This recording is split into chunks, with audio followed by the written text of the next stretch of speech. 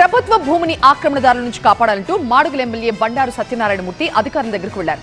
PGRS లో joint collector కి complaint కూడా చేశారు సత్యనారాయణమూర్తి.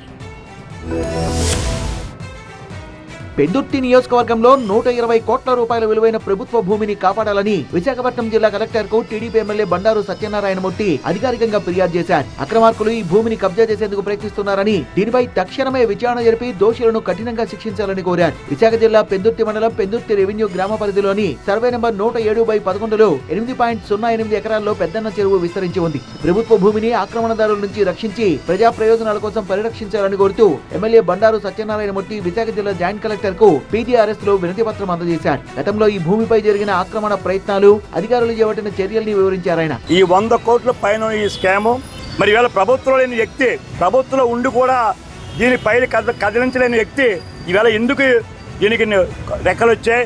ఆ ప్రజాప్రతినిధి కాదు, ఇప్పుడు ఆయన మాజీ ప్రజాప్రతినిధి, ఆయన పైన రిజిస్ట్రేషన్ అయింది, 16 సంవత్సరాల పైన జరిగింది, మన ఆధీనంలో ఉంది, మళ్ళీ ఎందుకు రెక్కలు వచ్చాయి అని చెప్పి ఈ భూమిని కాపాడండి